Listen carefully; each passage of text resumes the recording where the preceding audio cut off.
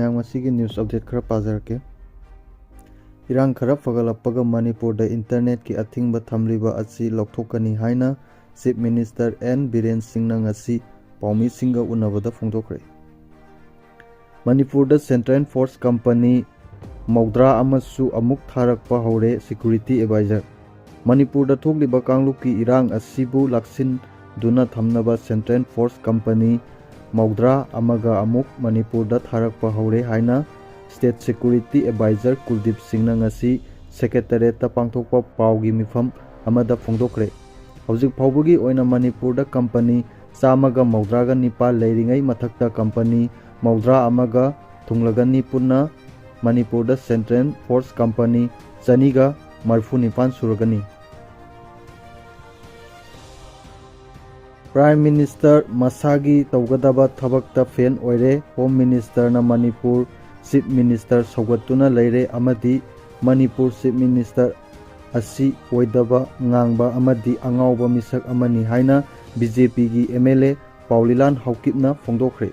Wafam Asi Dawayarna Akhanana MLA Asiga Unabada Phongdokhibani.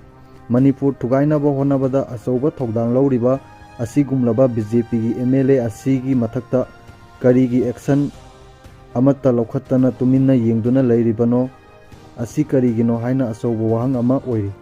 Calling your chief minister a liar. It's not only a liar, he's a narcissist, a madman at the helm. And why is he being retained so far? What are the compulsions for the Home Minister to dismiss such an incompetent chief minister? This is what the nation needs to ask. You called him a madman. You think he is actually a madman. A sane man would not have behaved like this, Karan. So you believe the time has come for the chief minister to be changed and dismissed?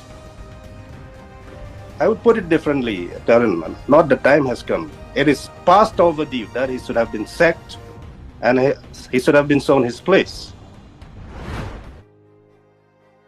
Manipur da Lan Houriba Myanmarese Takthoknaba Hotnagani Haina Chief Minister N Biren Singh na Phongdokhre.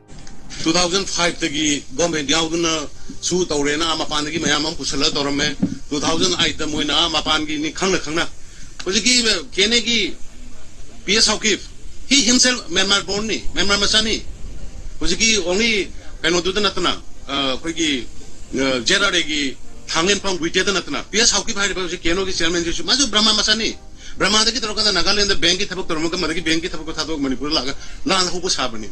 They are not original indigenous.